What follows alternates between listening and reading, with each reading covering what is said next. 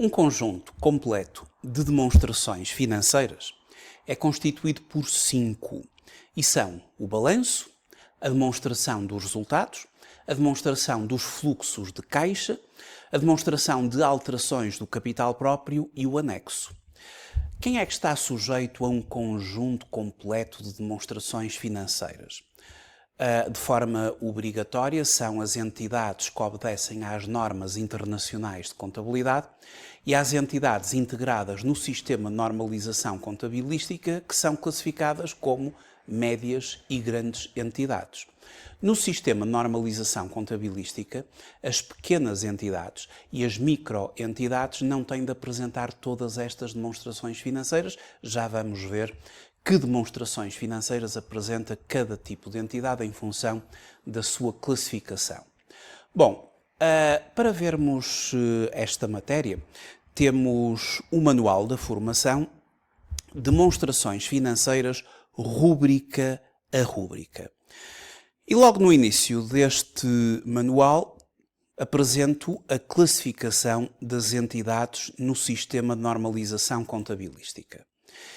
E para classificarmos as entidades, temos os seguintes limites. É considerada uma microentidade aquela entidade que não ultrapassa 2 dos seguintes 3 limites. 450 mil euros em termos de balanço, 900 mil euros em termos de volume de negócios líquido e 10 trabalhadores. Não ultrapassa 2 de 3. A pequena entidade é aquela entidade que não ultrapassa 2 dos seguintes 3 limites. 5 milhões de euros para um total de balanço, 10 milhões de euros para o volume de negócios líquido e 50 trabalhadores. Não pode ultrapassar 2 destes 3 limites. As médias entidades, obviamente, que já ultrapassaram o limite de pequenas entidades, mas não ultrapassa 2 dos seguintes 3. 25 mil euros para total de balanço, 50 mil euros para volume de negócios líquido e 250 trabalhadores. Quando uma média entidade durante 2 anos consecutivos, tem que ser sempre a ultrapassagem dos limites, tem que ser sempre durante 2 anos consecutivos, ultrapassar 2 dos seguintes 3 limites, já sabemos, 25 milhões para balanço, 50 milhões para volume de negócios líquido, 250 trabalhadores, 2 dos 3, então passa a ser considerada uma grande entidade. Estes são os limites que atualmente estão em vigor. E temos ainda limites em vigor para os grupos. Pequenos grupos, um total de balanço 7 milhões e 500 mil euros, um volume de negócios líquido 15 milhões e 50 trabalhadores, não ultrapassar 2 dos 3. Médios e grandes grupos. Portanto, médios grupos já não é um pequeno grupo, portanto, mas mesmo assim não ultrapassa 2 de 3. 25 milhões para o total balanço, 50 milhões para o volume de negócios líquido e 250 trabalhadores. Os grupos que ultrapassam 2 dos 3 limites dos médios grupos, então são considerados de grandes grupos. Como é que se faz a transição entre categorias? Como é que uma microentidade passa a ser uma pequena entidade? Como é que uma pequena entidade pode passar a ser uma média entidade? E como é que uma média entidade pode passar a ser uma grande entidade? Se durante 2 períodos consecutivos a entidade ultrapassar 2 dos 3 limites da sua categoria, deixa de manter-se nela e passa a integrar a categoria imediatamente superior, com efeitos a partir do 3º período.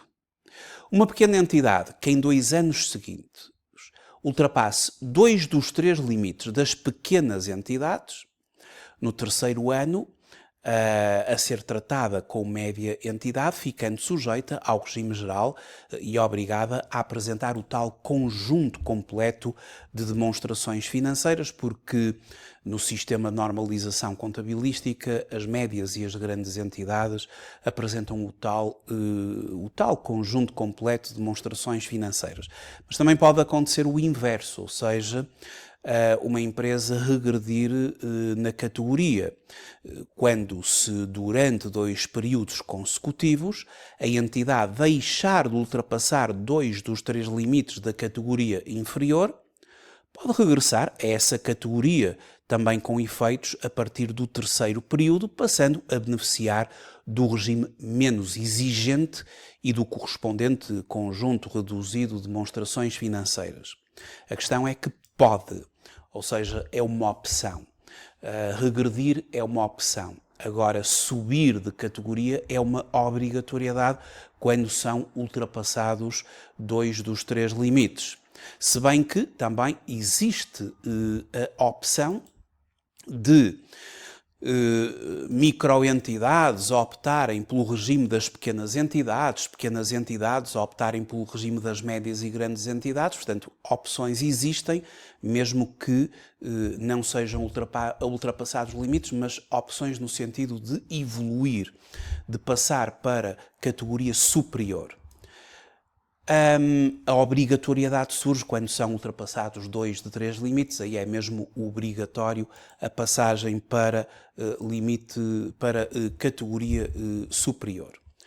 Bom, mas então as demonstrações financeiras que são exigíveis para cada uma destas categorias. Obviamente que se for uma entidade sujeita às normas internacionais de contabilidade e, portanto, não é sujeito ao sistema de normalização contabilística, são entidades abrangidas pelas normas internacionais, nomeadamente as sociedades cotadas em Bolsa de Valores, apresentam um conjunto completo de demonstrações financeiras. Mas dentro daquilo que é o sistema de normalização contabilística, é obrigatório um conjunto completo de demonstrações financeiras para as médias e grandes entidades, aquelas que obedecem às 28 normas de contabilidade e de relato financeiro, e, portanto, essas entidades obrigatoriamente apresentam o balanço mais desenvolvido, que corresponde ao anexo 1 em Diário da República e que é o chamado modelo geral de balanço, apresentam obrigatoriamente uma demonstração dos resultados por naturezas, que é o modelo geral, portanto o modelo mais completo, e corresponde ao anexo 2 no Diário da República, portanto na publicação. A demonstração dos resultados por funções é uma opção. Existe também o modelo geral, adequado a médias e grandes entidades, mas é uma opção. É obrigatório apresentar a demonstração das alterações no capital próprio, a demonstração dos fluxos de caixa. Portanto, a demonstração das alterações no capital próprio corresponde ao anexo 4, o anexo 5 é o modelo de demonstração dos fluxos de caixa, e depois o modelo geral do anexo. Portanto, tudo isto é obrigatório, apenas a demonstração dos resultados por funções é que é uma opção. Se se tratar de uma pequena entidade, as pequenas entidades são obrigadas a apresentar 3 demonstrações financeiras e no chamado modelo reduzido. Ora, a pequena entidade, que está abrangida pela norma contabilística e de relato financeiro para pequenas entidades, é obrigada a apresentar o balanço em modelo reduzido, corresponde ao anexo 7, a demonstração dos resultados por naturezas também em modelo reduzido. Existe a demonstração dos resultados por funções em modelo reduzido, mas é uma opção, não é de caráter obrigatório. As pequenas entidades não apresentam demonstração das alterações do capital próprio e não apresentam demonstração dos fluxos de caixa. Claro que, quando ultrapassam durante 2 anos consecutivos 2 daqueles 3 limites que já conhecemos, evoluem e, passando, por exemplo, para a média, apresentarão depois, a partir do terceiro ano, o conjunto completo. As pequenas entidades apresentam também o anexo, mas através do chamado modelo reduzido. Já as microentidades, aquelas mais pequenas, e não esquecer que estamos sempre a falar desta classificação, microentidade não pode ou não ultrapassa 2 dos 3 limites que há pouco estivemos a ver.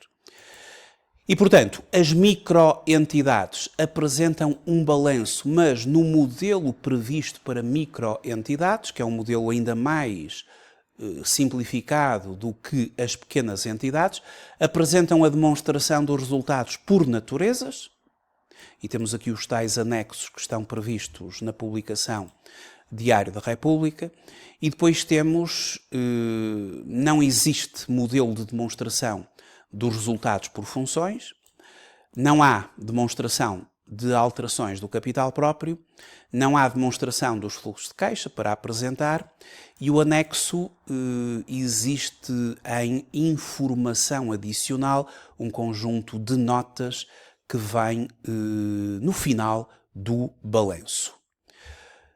Ora, apesar de existirem estes modelos que estão previstos, então, para médias e grandes entidades, pequenas entidades e microentidades, e quando eu me refiro ao Diário da República, quero com isto dizer a Portaria 220/2015, que pode ser consultada por pesquisa no Diário da República, e é esta portaria que procede à aprovação das demonstrações financeiras ao nível do sistema de normalização contabilística, e quando no manual eu coloco o anexo 1, anexo 2, estou-me a referir a esta portaria e, portanto, o anexo 1 é o modelo geral do balanço, o modelo mais completo que se aplica às entidades do regime geral do SNC. O anexo 2 é a demonstração dos resultados por naturezas que se aplica ao regime geral do sistema de normalização contabilística. E, por exemplo, o anexo 18 corresponde ao modelo de balanço que se aplica às microentidades, o modelo microentidades, um modelo de balanço mais simplificado, e a tal informação adicional complementar, um conjunto de 7 notas de informação adicional, é aquela que está prevista para estas entidades e não lhes é exigido o tal anexo, conforme eu referia, portanto, informação adicional no final do próprio balanço, conforme vem no tal anexo 18, aqui da base legal. Bom, em termos de demonstrações financeiras, são estas aquelas que estão previstas em função do regime que se aplica, em função da classificação aplicada às entidades. Mas, na informação empresarial simplificada, que é, no fundo, aquilo que as entidades têm que enviar à autoridade tributária, conforme sabemos, o anexo A, que é o anexo onde as demonstrações financeiras são apresentadas, optou-se por ter aqui uma única demonstração dos resultados e um único balanço, porque estas são as tais demonstrações financeiras que acabam por ser comuns a todas as entidades, independentemente da sua grandeza. Agora, como é que se organiza a informação em termos de informação empresarial simplificada? O modelo maior, geral, de demonstração dos resultados, o modelo para pequenas entidades, o modelo para microentidades está todo concentrado na mesma demonstração dos resultados, assim como no balanço. E sempre que um determinado item, que é o caso, por exemplo, de vendas e serviços prestados, que é um item da demonstração dos resultados, um item de rendimentos, corresponde à componente do rédito, aquilo que deriva da atividade ordinária da empresa. Sempre que um item tem a letra N, ou tem uma associação à letra N, à letra S, à letra P e à letra M, esse item é comum a qualquer tipo de entidade, porque N significa que aquele item é apresentado pelas entidades que obedecem às normas internacionais. S, aquele item tem que ser apresentado por entidades que obedecem ao regime geral do Sistema de Normalização Contabilística, que são as tais médias e grandes entidades, ou então as restantes que tenham optado pelo regime geral e que obedecem às 28 normas. O P é específico para pequenas entidades e M é para microentidades. Portanto, vendas e serviços prestados é uma rúbrica da demonstração dos resultados comum a qualquer tipo de entidade, assim como subsídios à exploração.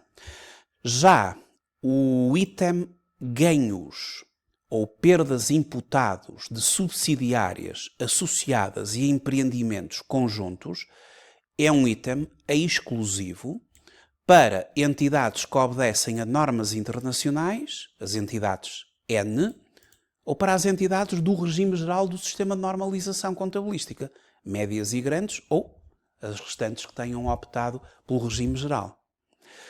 E é assim que isto está estruturado. Portanto, eles reuniram aqui toda a informação, todas as rúbricas possíveis que os modelos aprovados possuem, e para cada rúbrica é indicado se aplica a esta ou aquela entidade. Por exemplo, no quadro 03, demonstração dos resultados, a rúbrica 9, que é uma rúbrica geral de imparidades, quer seja pela via das perdas, gasto, quer seja pela via das reversões, rendimento, é esta rúbrica agregadora de várias tipologias de imparidades, é aplicada apenas às microentidades.